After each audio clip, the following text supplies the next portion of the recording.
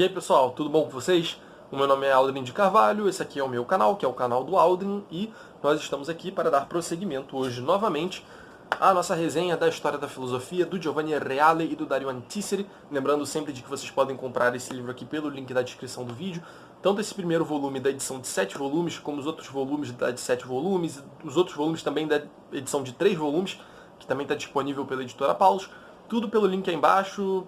Eu ganho uma comissão em cima disso, mas para vocês sai a mesma coisa. Então, se vocês comprarem por lá, né, através dos links na Amazon, eu vou ficar muito feliz. Bom, gente, hoje continua o nosso papo a respeito do neoestoicismo. No último vídeo a gente deu uma introdução, falou um pouco do contexto, algumas influências que vai sofrer, algumas concepções que vão ser marcantes, algumas tendências que vão aparecer aí no meio.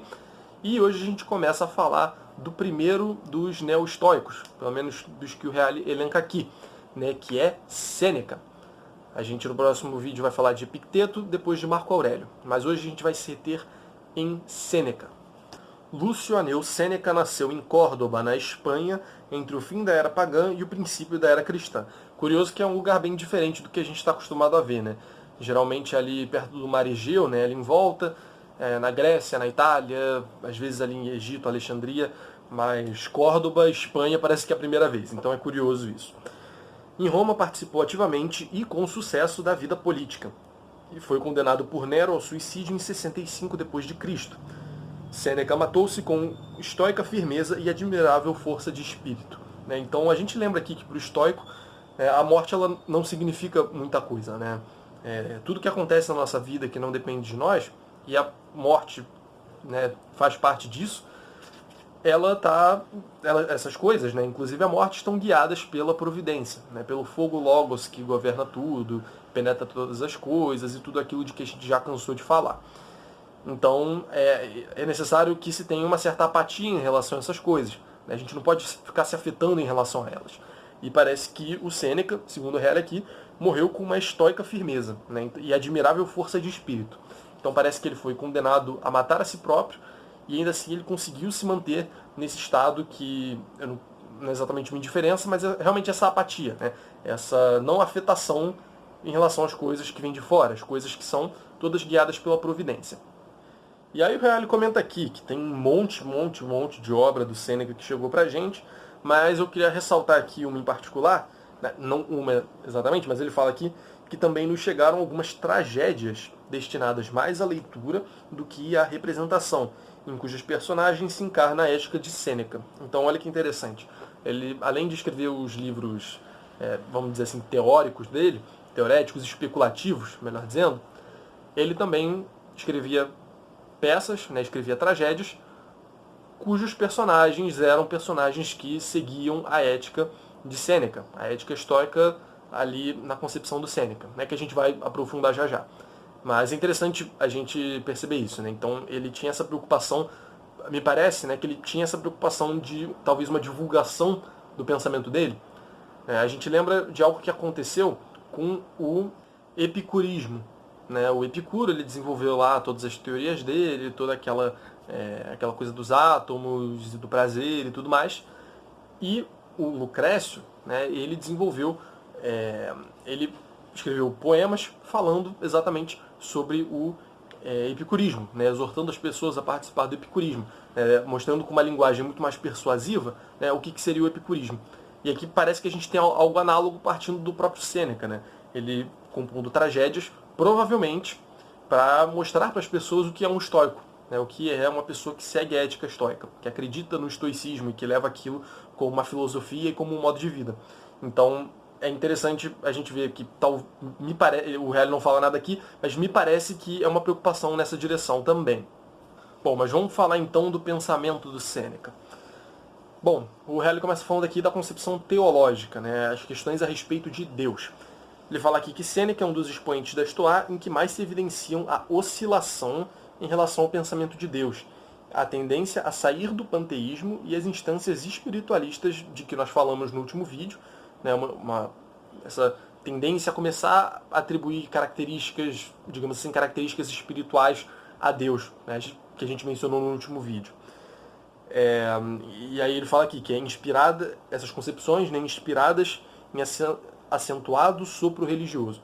Então parece que ele vai começar a ter um pezinho fora daquele estoicismo como tradicionalmente concebido, né? Ou seja, de que há um logos e que ele perpassa todas as coisas e que há, portanto, algo que a gente pode chamar de panteísmo, segundo o Reale aqui. No vídeo de estoicismo a gente explica bastante isso, mas é um logos que perpassa todas as coisas, que guia todas as coisas e que, num certo sentido, é todas as coisas. Então, é claro que a gente pode falar num tipo de panteísmo aí.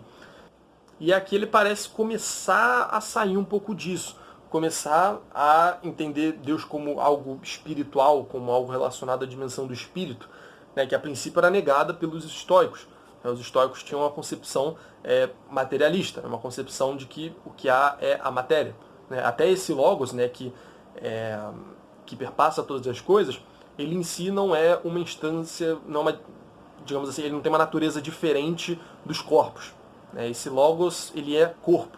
Isso tem algumas implicações meio complicadas, mas de todo modo eles concebem o logos como sendo também material. Então não existe essa distinção material e imaterial, e parece que o Sêneca ele começa a ter esse pezinho ali, ter essas tendências a olhar para um lado mais espiritual da coisa. Na verdade, em muitas de suas passagens, Sêneca parece perfeitamente alinhado com o dogma panteísta da Stoa. Ele fala aqui que Deus é a providência imanente, é a razão intrínseca que plasma a matéria, é a natureza, é o fado. Então, parece que tem algumas passagens em que realmente ele parece estar acreditando ainda naquela concepção tradicional estoica. Entretanto, onde a reflexão de Sêneca é mais original, ou seja, no captar e interpretar o sentimento divino, seu Deus assume traços espirituais e até pessoais, traços pessoais em Deus, que ultrapassam os marcos da ontologia estoica. Então, a ontologia estoica, né, a teoria do ser, né, da realidade, que no caso se identifica com a física, considerando que não há nada que seja não físico, ela, precisamente por isso, ela não abarca essas noções de espiritual, no sentido de algo que está livre da matéria. Tudo é matéria. E, enfim, a gente já explicou bastante essa concepção. Mas, então, parece que ele realmente tende a sair desse estoicismo antigo, só que ele se mantém apegado, num certo sentido. Ele dá alguns indícios de que está indo para fora, mas a ontologia estoica ela não dá conta disso. Então parece que ele fica sem saber como explicar essas realidades que ele está alcançando. O Reale vai já falar um pouco mais disso. Um fenômeno análogo descobre-se também na psicologia. Sêneca destaca o dualismo entre alma e corpo com acentos que não raramente recordam de perto o Fédon platônico. O Fédon é um diálogo platônico que trata exatamente da imortalidade da alma, da imaterialidade da alma, da sobrevivência da alma após a morte e da existência dela antes da vida propriamente dita, antes do nascimento. Então o Reale dá a entender aqui que é algo bem radical que acontece no Sêneca, porque se ele está comparando ao Platão, né, que é conhecido exatamente por essa concepção do imaterial, né, ele que começa a trazer isso de fato, isso realmente mostra um afastamento grande demais em relação à ontologia estoica, né, em relação à forma com que os estoicos entendiam o mundo, a física. Né. O corpo é peso, vínculo, cadeia e prisão da alma. Esse termo prisão da alma que aparece no Platão. A alma, por outro lado, é o verdadeiro homem, que tende a libertar-se do corpo para alcançar sua pureza. Então, realmente, lembra muito, muito Platão, muito Platão. É difícil não... É que o Reale não dá muitos exemplos de textos dele, né, nesses momentos. Mas, lendo desse jeito, realmente, a associação a Platão, assim, não tem como não fazer, né? Até porque ele fala aqui que o verdadeiro homem é precisamente a alma, né? Isso aí surge com Sócrates. E com Platão, a gente poderia dizer, né, quando ele narra os diálogos de Sócrates. Então, existe essa concepção que parece, eu não sei se sofreu influência, mas certamente se aproxima muito do que o Platão concebia. Então, obviamente, existe aí um afastamento radical em relação à ontologia estoica, por mais que ele pareça reafirmar essa ontologia estoica. E aí o Reale vai falar desse conflito que tem. É evidente que essas concepções atingem as afirmações estoicas de que a alma é corpo, substância pneumática e hálito sutil, afirmações que Sêneca, no entanto, reafirma. Então essas concepções que ele parece trazer contrariam concepções que ele herda dos estoicos e que ele próprio também afirma. A verdade é que, em nível intuitivo, Sêneca vai além do materialismo estoico. Depois, porém, faltando-lhe as categorias ontológicas para fundamentar e desenvolver essas intuições às quais ele alcança, as deixa suspensas no ar. Então, ele percebe que a coisa deve ir além daquilo, né, que deve existir um imaterial, uma dimensão imaterial, tanto nas coisas, como em relação a Deus, como em relação ao próprio homem, só que ele não tem as categorias para explicar isso, né? Ele não tem, digamos assim, um vocabulário. Ele herda todos aqueles conceitos estoicos, mas aqueles conceitos estoicos não são suficientes para tratar disso. Então, falta algo para ele.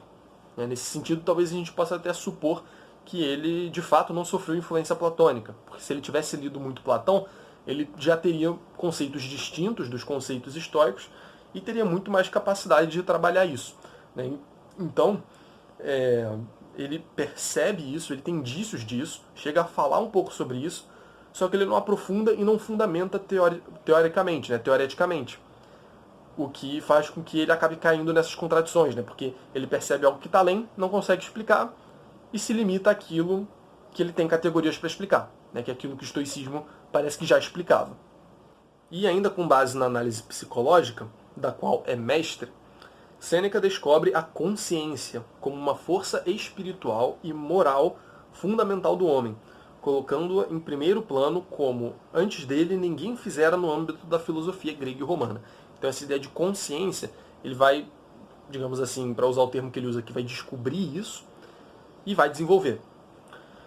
A consciência é o conhecimento do bem e do mal, originário e ineliminável. Ninguém pode esconder-se dela, porque o homem não pode esconder-se de si mesmo. Então é aquilo que a gente tem de mais fundamental, no nosso conhecimento do bem e do mal. Aquilo de que a gente não pode fugir.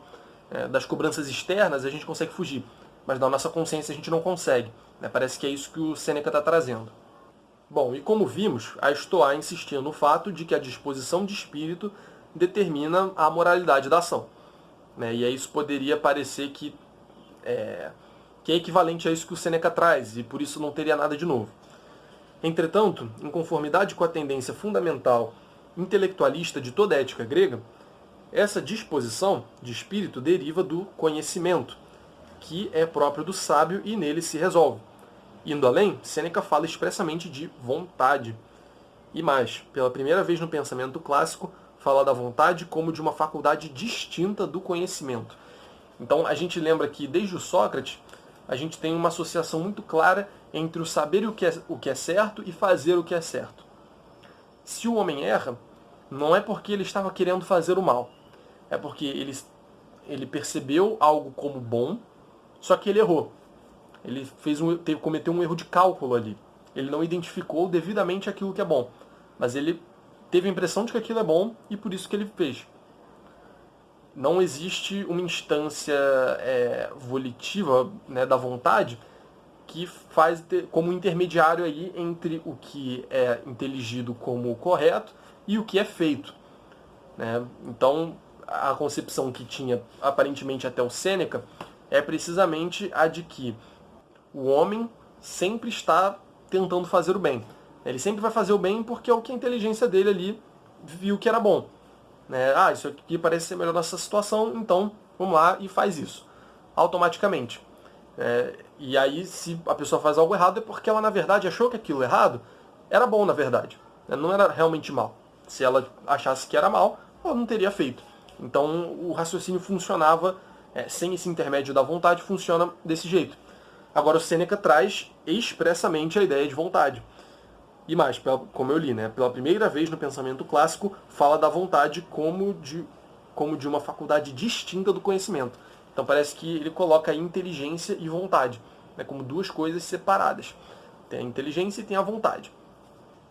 E aí o Reale menciona aqui que esse privilégio do Sêneca ter descoberto isso provavelmente se dá em parte, não totalmente acredito, mas se dá em parte ao fato de no latim existir a palavra voluntas, que não tem um correspondente grego. Então os filósofos gregos eles tinham essa dificuldade de perceber essa outra dimensão da nossa alma, da nossa agir, essa dimensão moral, né, essa faculdade, tinham dificuldade de perceber isso exatamente porque não tinha uma palavra no próprio vocabulário para expressar. Agora, no latim, a gente já tem o voluntas muito bem definido. Então, esse vocabulário provavelmente ajudou o Sêneca a ter essa sacada.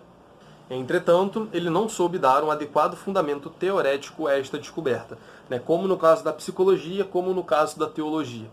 Faltou a ele instrumentos para estruturar aquilo direitinho e deixar tudo muito bem explicado e articulado com os outros elementos do pensamento dele. Outro traço diferencia Sêneca da antiga Estoá, bem como da totalidade dos filósofos gregos: o acentuado sentido de pecado e de culpa de que cada homem está maculado. O homem é estruturalmente pecador, diz o nosso filósofo. Então, aí a gente vê um exemplo daquilo que eu mencionei no último vídeo, uma aproximação constante com preceitos cristãos, com preceitos que estão nos evangelhos, que foram pregados por Jesus Cristo e que vão influenciar muito mais a filosofia ainda. A gente vai falar disso daqui a algumas semanas, começar a falar disso daqui a algumas semanas. Mas nesse caso em específico, essa questão do pecado, de que existe uma culpa e cada homem carrega consigo essa culpa, que é algo do qual a gente não consegue se livrar. E aí, isso é bem significativo para além das coisas que a gente já falou, também, isso daqui também é bem significativo para esse afastamento do Sêneca em relação ao estoicismo anterior. Porque ele vai falar, o Reale vai notar algo muito interessante aqui. Indubitavelmente, essa é uma afirmação que se coloca em clara antítese em relação à pretensão de perfeição que dogmaticamente o estoico antigo atribuía ao seu sábio. Então, o sábio estoico é um cara que é brabo, ele ali é, vamos dizer assim, perfeito. Qual é o termo que ele usa aqui? Pretensão de perfeição, exatamente isso. Ele coloca em termos de perfeição.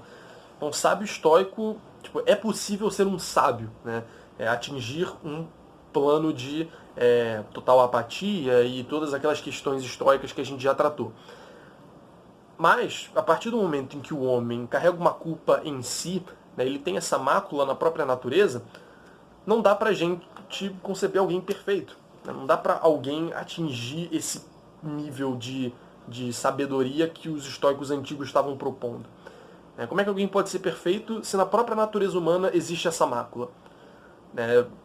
Então, se tirar essa mácula, tira a natureza humana, de certa forma, porque se ela está ali enraizada na natureza humana, é algo que não vai sair dela, é algo que aparece junto dela.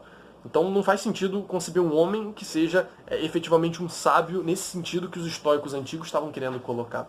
Então é claro que aí essa ideia de uma perfeição cai por terra. Ele fala ainda aqui que enquanto permanece o homem não pode pecar. Ele não deixa de pecar. O próprio sábio, enquanto permanece homem, não deixa de pecar. Então, até talvez haja um sábio, uma pessoa que tem digamos assim, uma espiritualidade mais de acordo com aquilo que o estoicismo está propondo, mas nunca num grau máximo supremo impecável, sabe? Ele sempre vai pecar por alguma coisa. Vai sempre existir essa tendência no ser humano a fazer aquilo que é contrário ao que é o correto, que no caso é o que os estoicos concebem como tudo aquilo de que a gente já falou. Então sempre vai haver essa tendência contrária e não tem como a gente mudar isso. Portanto, um sábio perfeito, uma pessoa perfeita que pode ser completamente imitada em todos os aspectos, isso não vai existir para o Sêneca. E aqui o Reale ainda menciona a questão da fraternidade universal, que vai estar muito forte no Sêneca. Eu já mencionei um pouco isso no último vídeo, mas aqui ele vai aprofundar muito mais. O Sêneca talvez seja o pensador que mais acentuadamente contrariou a instituição da escravidão e as distinções sociais. Então, aquela ideia de uma cidadania universal, somos todos cidadãos do mundo, não tem mais aquela divisão rígida da polis, está todo mundo agora dentro do império, então não tem muito por que fazer essas diferenciações de uma maneira tão brusca e tão significativa, como se isso realmente valesse alguma coisa. Isso vale também para o servo, para o escravo, enfim, para o servo e para o senhor e tudo mais. Ele vai falar aqui que o verdadeiro valor e a verdadeira nobreza são dados somente pela virtude, que está indistintamente à disposição de todos. Então aquilo que tem realmente valor, que é a virtude, né, que são todas aquelas boas qualidades que a gente pode assumir, elas estão disponíveis para todos. Seja servo, seja escravo, seja rico, seja pobre, seja grego, seja bárbaro, qualquer povo, qualquer pessoa, de qualquer, entre muitas aspas, classe social, nível social, pode alcançar a virtude, que é a verdadeira nobreza. Não importa se ele é nobre de dinheiro, de sangue, né? Não, ele pode alcançar a nobreza da virtude. Pode ser que ele seja nobre, mas não seja nobre de fato. Então ele traz isso e isso acaba inserindo uma perspectiva de fraternidade, né? De que os seres humanos, num certo sentido, são iguais. E isso tem tudo a ver com os princípios estoicos que a gente já está vendo até aqui, né? Do estoicismo que veio até antes do Sêneca. Porque a nobreza e a escravidão social dependem da sorte. Todos incluem servos e nobres entre os mais antigos antepassados. Na origem, todos os homens eram inteiramente iguais. A nobreza e a escravidão social dependem da sorte. Então, é algo que vem de fora da gente. É algo que a providência está dando. É algo que não depende da gente diretamente. Então, como só há o mal moral, né, de novo essa ideia estoica sempre aí, como só há o mal moral, ser rico, ser pobre, ser nobre, ser servo, não importa. Definitivamente não importa. Porque isso é algo que não está ao nosso alcance de mudar. É algo que vem de fora, algo que conferido pela providência, da qual a gente tende a aceitar qualquer coisa que vem. Né? Temos de ser apáticos em relação a essas coisas. Né? Nem criar expectativas, nem ficar desesperados, nem nada, porque no final o que for para acontecer, vai acontecer. Então essas coisas que vêm de fora não têm um valor moral. Né? Não pode se dizer que são boas ou más. Então a nobreza e a pobreza, elas também não podem se dizer boas ou más. Né? Só na medida em que elas dependessem, né, da ação do homem, mas não é isso que se dá. Então, o que depende da nossa consciência, né, aí de acordo com tudo que ele falou até agora, aí sim reside o bem e o mal. Então, como a nobreza e a pobreza materiais não são dessa esfera, dessa dimensão de assunto, né, desse tipo de coisas, então não tem por que a gente dar valor de fato para elas, né, nem bom nem mal. Se eu sou pobre, eu só sou pobre. Isso não é bom nem é mal, eu só sou pobre. É mais um elemento aí da providência. E ele fala aqui ainda que todos incluem servos e nobres entre os seus mais antigos antepassados. E ele ainda diz que na origem todos os homens eram inteiramente iguais. E ele ainda fala algo aqui que lembra muito o Evangelho novamente. Comporta-te com os inferiores como gostarias que se comportassem contigo aqueles que te são superiores. Então, tratar o servo como se você fosse servo. Se você não está na posição de servo, você imagina como você, se fosse servo, gostaria de ser tratado. E assim, você, com base nisso, você trata o servo. A ideia é de que você não faz com os outros o que você não gostaria que fizessem com você. Que é um preceito evangélico. E aí, no que se refere às relações entre os homens em geral, o Sêneca põe como fundamento exatamente a fraternidade e o amor. E ele cita aqui uma passagem do Sêneca que, segundo ele aqui, o Reale aqui, é bem paradigmática. A natureza nos produz como irmãos, gerando-nos dos mesmos elementos e destinando-nos aos mesmos fins. Ela inseriu em nós um sentimento de amor recíproco, com que nos fez sociáveis, deu à vida uma lei de equidade e justiça e estabeleceu, segundo os princípios ideais de sua lei, que é coisa mais mísera ofender que ser ofendido. Ela ordenou que nossas mãos estejam sempre prontas para fazer o bem. Conservemos sempre no coração e nos lábios aquele verso: sou homem e não considero estranho a mim nada do que é humano. Tenhamos sempre presente esse conceito de que nascemos para viver em sociedade. E nossa sociedade humana é precisamente semelhante a um arco de pedras, que não cai justamente porque todas as pedras, opondo-se umas às outras, sustentam-se reciprocamente e assim sustentam um arco. Então, se a gente pegar um arco que é feito de várias pedras assim, ele só não cai porque as próprias pedras estão sustentando umas às outras. Se você tira uma pedra daquelas, qualquer que seja, tudo vai desmoronar. E assim é a sociedade humana. Que ele coloca aqui, percebam, não em termos de sociedade grega, sociedade romana, sociedade pagã, judaica, ele não coloca uma sociedade em específico. Ele fala numa sociedade humana. E aí, com base nisso, ele justifica exatamente o surgimento da sociedade. Isso é muito interessante. Nós somos sociáveis exatamente porque nós fomos gerados dos mesmos elementos, fomos destinados aos mesmos fins, Então, por natureza, nós temos esse sentimento de amor recíproco e, portanto, acabamos sendo sociáveis, acabamos tendendo a viver em sociedade. Né? E acaba que, como ele diz aqui, nós nascemos para viver em sociedade. Então a gente precisa viver em sociedade para ser plenamente realizados enquanto humanos. Bom, pessoal, esse foi o vídeo. Eu espero muito que vocês tenham gostado.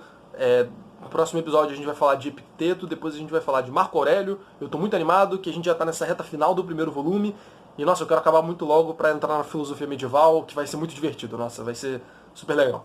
Enfim, comprem os livros pelos links na descrição, não se esqueçam de inscrever-se no canal, compartilhar o vídeo para quem vocês acharem que possa se interessar, dar um like no vídeo e comentar qualquer coisa aí, se vocês quiserem, tá bom?